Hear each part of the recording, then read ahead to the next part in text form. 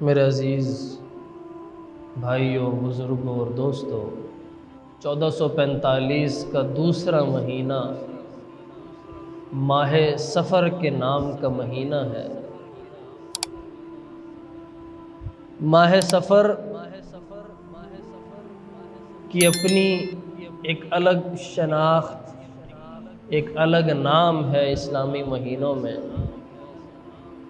اللہ تبارک و تعالی نے قرآن مجید میں بہت سارے مہینوں کو دوسرے مہینوں پر فضیلت دی ہے۔ اسی طرح بعض مہینوں کو، بعض دنوں پر فضیلت دی ہے۔ انہی میں سے یہ ماہ صفر اسلامی مہینوں میں سے ایک مہینہ ہے کہ جس میں بہت سارے واقعات سموئے ہوئے ہیں، بہت سارے اس کے اسباب ہیں، بہت سارے اس کے نتائج ہیں۔ اور اس وقت بلکہ ابتدا سے لے کے اب تک اس مہینے کے حوالے سے دنیا میں جو باتیں انسانوں کے اذہان میں رائج رہی ہیں وہ اپنے حساب سے بہت مختلف باتیں ہیں۔ ویسے تو اللہ تبارک و تعالیٰ کی طرف سے یہ بات واضح ہے کہ بعض مہینوں کو بعض مہینوں پر فوقیت تو حاصل ہے، لیکن کوئی مہینہ، کوئی گھڑی، کوئی دن ایسا نہیں ہے جو ہمیں اسلامی تعلیمات میں اپنی اہمیت کے حساب سے، اپنی حیثیت کے حساب سے کم حیثیت یا منحوس یا بلاؤں والا، آفتوں والا مہینہ قرار دیا جائے۔ اسلامی تعلیمات میں ہمیں ایسی کوئی بات نہیں ملتی۔ ہمارے معاشرے میں، اور صرف ہمارے معاشرے میں ہی نہیں، یہ شروع سے جہالت کے زمانے سے یہ باتیں چلی آ رہی ہے کہ یہ جو صفر کا مہینہ ہے یہ فساد والا مہینہ ہے، یہ صفر کا مہینہ مصیبتوں والا مہینہ ہے، یہ صفر کا مہینہ لڑائیوں اور جھگڑوں والا مہینہ ہے، جس کی حقیقت میں ایسی کوئی بات نہیں۔ جہالت کے زمانے میں، مکہ کے دور میں جب دین اسلام ابھی نہیں آیا تھا، اس وقت جو قرآن مجید میں 4 مہینے اشہر حرم کہا گیا ہے، جن میں آخری مہینہ محرم الحرام کا مہینہ ہے، تو وہ لوگ محرم الحرام کے مہینے کے بعد جب تک محرم تھا تو وہ لوگ آپس کے لڑائی جھگڑوں کو، آپس کے فساد کو دبا کر رکھتے تھے، لیکن جب صفر کا مہینہ آتا تھا تو وہ اس صفر کے مہینے کو منحوس سمجھ کر، اس صفر کے مہینے کو لڑائی جھگڑے والا مہینہ سمجھ کر کیا کرتے تھے؟ اپنی لڑائیاں، اپنے جھگڑے، قبائل کا یہ چیزیں شروع ہو جاتی تھیں۔ جب اللہ تبارک و تعالی نے اس امت پر رحم کرنے کا ارادہ کیا اور آقائے دو عالم صلی اللہ علیہ وسلم کو مبعوث فرمایا اور نبوت عطا کی، تو آپ صلی اللہ علیہ وسلم نے ان تعلیمات اور ان بدعات اور ان فضول رسومات کے بارے میں نشاندہی کی کہ دن، مہینہ، سال کوئی بھی برا نہیں ہوتا۔ یہ بات غلط ہے، یہ لوگوں کی اپنی بنائی ہوئی چیزیں ہیں جن کا حقیقت سے کوئی تعلق نہیں۔ میرے عزیز دوستو، اس ماہ صفر کے بارے میں آج ہمارے اور دوسرے لوگوں کے درمیان بھی بہت ساری باتیں رائج ہیں کہ یہ صفر کا مہینہ خوشیوں کا مہینہ نہیں ہے۔ میرے عزیز دوستو، اگر ہم تاریخ کا مطالعہ کریں اور دیکھیں تو آپ صلی اللہ علیہ وسلم نے کتنے صحابہ کرام کے نکاح اور خود آقائے دو عالم صلی اللہ علیہ وسلم کے نکاح بھی اس مہینے میں ہوئے۔ یہ مہینہ خوشیوں کو روکنے والا مہینہ نہیں ہے۔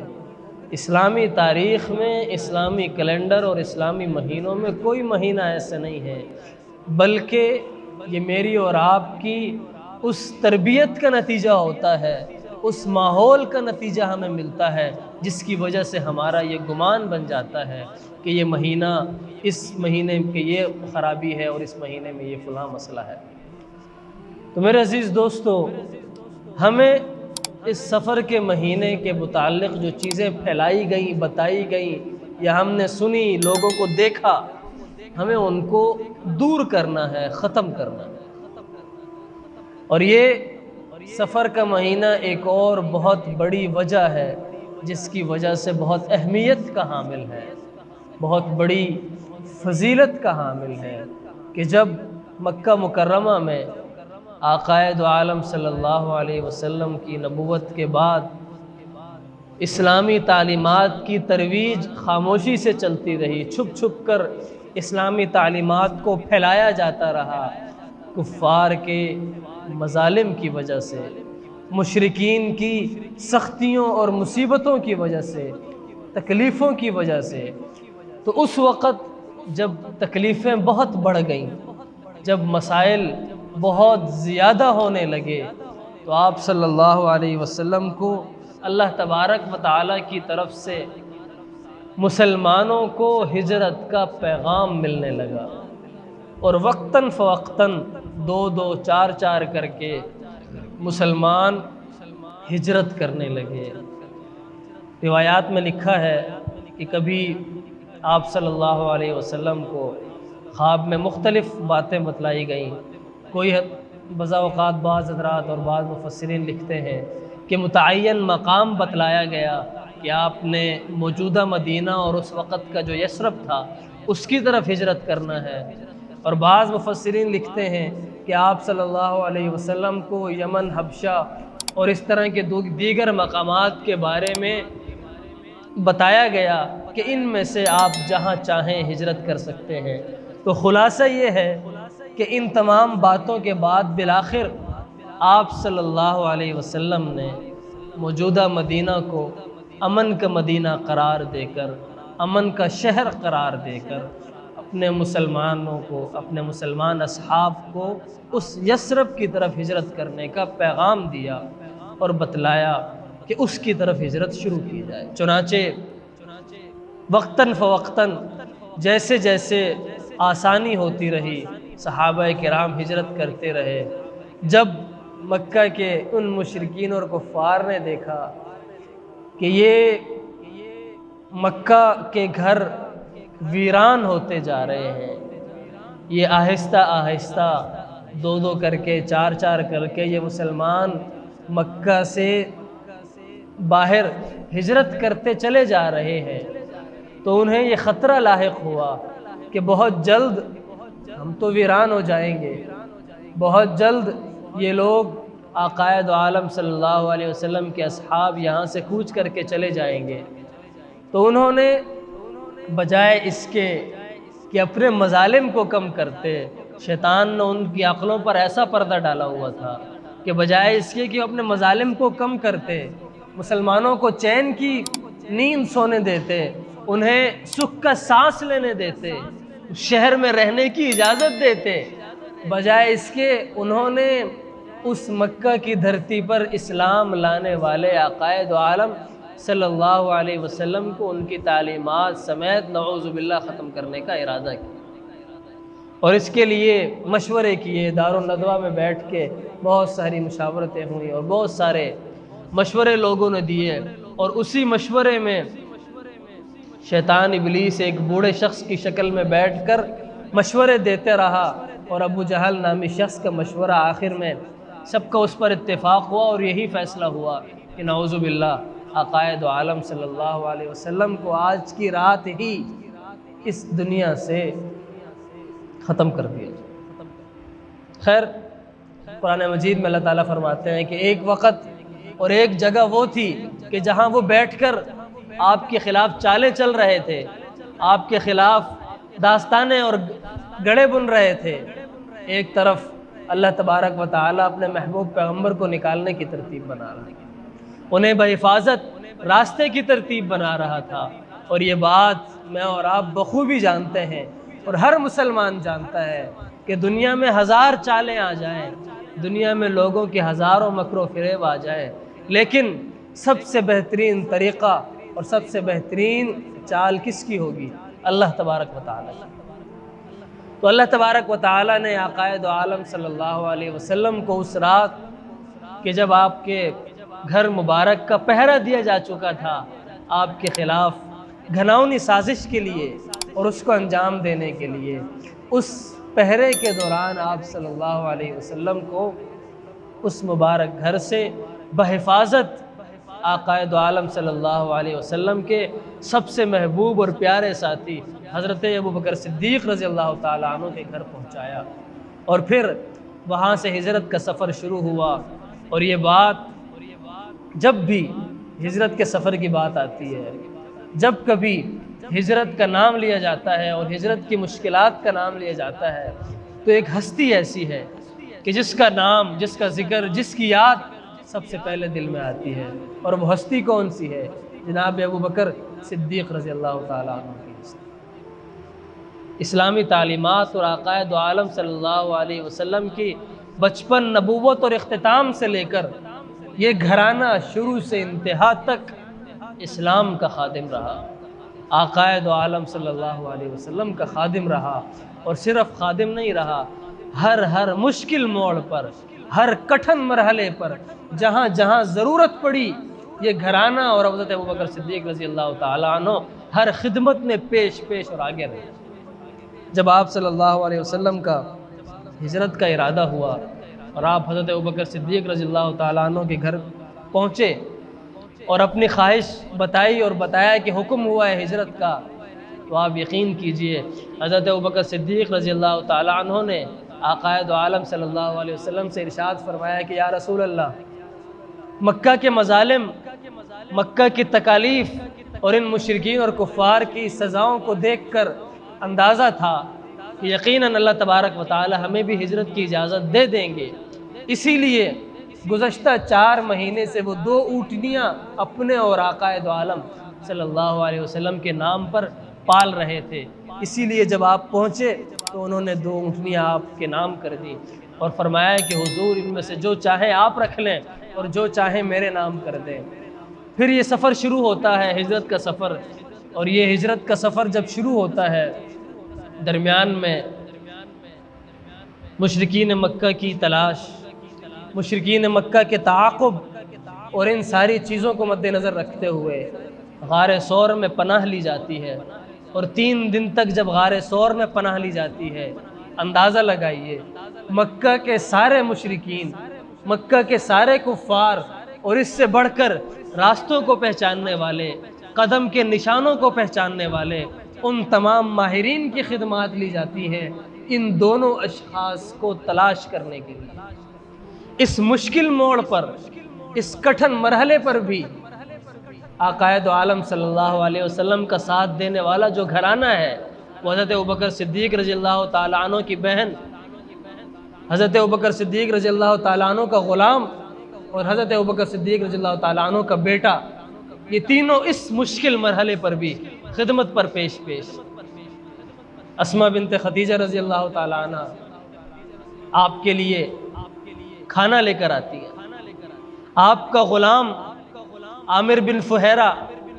آپ کے لیے بکریاں چراتے چراتے آپ کی غار پہ پہنچ کر بکریوں کا دودھ پلا کر آپ کو طاقت فراہم کرتا ہے، اور حضرت ابوبکر کا بیٹا عبداللہ بن ابو بکر مکہ میں پورا دن ان مشرکین اور کفار کے ساتھ رہ کر ان کی چالوں کو سمجھتا ہے، اور رات کو غار ثور پہنچ کر ان تمام چالوں کو یہاں بتایا جاتا ہے کہ وہاں آپ کے خلاف اس طرح کی بات ہے۔ عزیز دوستو، ذرا اندازہ لگائیے، آج کے ماحول میں ہم دیکھ لیں کہ ایک شخص کے خلاف، اگر ہم میں سے کسی بھی شخص کے خلاف کوئی بتا دے کہ فلاں آپ کی جان کے در پہ ہے، تو ہم اپنا بچاؤ نہیں کر پاتے، اور ہم اگر کسی کے پاس چلے جائیں پناہ مانگنے کے لیے، مجال ہے کہ اس دور میں کوئی پناہ دے دے کہ بھائی آپ کے ساتھ ساتھ میری بھی جان جائے گی۔ میرے عزیز دوستو، مکہ میں مکہ کی مظالم اور ان کی تکالیف کا اندازہ لگائیے۔ حضرت بلال حبشی رضی اللہ تعالیٰ عنہ جب اسلام لائے تھے تو انہیں سخت انگارے جلا کر الٹا لٹا دیا جاتا کمر کی پیٹھ کے بل، اور وہ انگارے کمر کی پیٹھ کی چربی کے نکلنے سے بجھ جاتے تھے، لیکن حضرت بلال حبشی کو ان سے ہٹنے کی اجازت نہیں تھی۔ میرے عزیز دوستو، ایسے مظالم کا سوچ کر بھی حضرت ابوبکر صدیق رضی اللہ تعالیٰ عنہ کیا رہے؟ خدمات میں ان کا پورا گھرانہ پیش رہا۔ اور پھر یہی نہیں، جب ہجرت کا دوبارہ آغاز ہوتا ہے، غار ثور سے مدینہ کی طرف چل پڑتے ہیں، اور پورا راستہ ایک رہنمائی کرنے والا شخص رہنمائی کرتا ہے، اور جب مدینہ کے قریب پہنچنے لگتے ہیں، مدینہ کے باغات نظر آنا شروع ہوتے ہیں کہ اتنے میں ایک دوسرے علاقے سے مسلمانوں کا ایک قافلہ ہجرت کرتا ہوا پہنچتا ہے، جن میں عقائد عالم صلی اللہ علیہ وسلم کے چچا زاد بھی ہیں، اور حضرت ابوبکر صدیق رضی اللہ تعالی عنہ کے داماد غالباً زبیر نام تھا، وہ بھی شامل ہیں۔ جب مدینہ میں داخل سے قبل یہ قافلہ عقائد عالم صلی اللہ علیہ وسلم سے ملتا ہے، ملاقات ہوتی ہے، تو اتنے 10-12 دن کے سفر کی تھکاوٹ اور 10-12 دن کے سفر کے گرد و غبار کی وجہ سے حالت بہت غیر ہوتی ہے، کپڑے بہت زیادہ پراگندہ ہوتے ہیں، تو پھر بھی ہدایہ کی صورت میں بھی یہ گھرانہ پیش ہوتا ہے۔ حضرت ابوبکر صدیق رضی اللہ تعالیٰ عنہ کے داماد اپنے اس تجارتی قافلے میں سے سفید کپڑے حضرت ابوبکر صدیق اور حضرت آپ صلی اللہ علیہ وسلم کو ہدیہ پیش کرتے ہیں۔ عزیز دوستو، اندازہ لگائیے اور دیکھیے کہ قدم قدم پر اس گھرانے کی خدمات، اس گھرانے کی بہت زیادہ تعریفات اور خدمات ہیں۔ اسی وجہ سے عقائد عالم صلی اللہ علیہ وسلم نے ارشاد فرمایا کہ اس دنیا میں جس نے مجھ پر احسان کیا ہے، میں نے اس کے احسان کا بدلہ اس دنیا میں چکا دیا ہے۔ واحد ایک شخص ابو بکر ہے کہ جس کے احسان کا بدلہ میں اس دنیا میں نہیں چکا سکا، اس کے احسان کا بدلہ اللہ تبارک و تعالی قیامت کے دن اس کو عطا فرمائے۔ میرے عزیز دوستو، ہمیں اندازہ لگانا ہے، ہمیں ان چیزوں کی فکر کرنی ہے کہ آج جو معاشرے میں رسومات پھیل گئی ہیں، جو معاشرے میں بہت سارے مظالم پھیل گئے ہیں، جو معاشرے میں بہت زیادہ بدعات ہیں، خرافات ہیں، برے وہم و گمان ہیں، تو ہمیں ان سے بچنا ہے۔ اور خاص طور پر یہ جو ماہ سفر کا مہینہ شروع ہے، اس کے متعلق جو لوگوں کے خیالات ہیں، ہمیں ان کو صاف کرنا ہے۔ جو لوگوں کے برے خیالات ہیں کہ بھئی اس مہینے میں شادی کرنا ٹھیک نہیں ہے، اس مہینے میں جو شادی کرتا ہے اس کی شادی زیادہ دیر تک چلتی نہیں ہے، اس مہینے میں خوشی نہیں منانی چاہیے، یہ مہینہ خوشیوں کا مہینہ نہیں ہے۔ اور عزیز دوستو، ایسی کوئی بات نہیں ہے، اور یہ بات یاد رکھیے کہ انسان کے گمان کے مطابق اللہ تعالیٰ فیصلہ فرماتے ہیں۔ جب ہم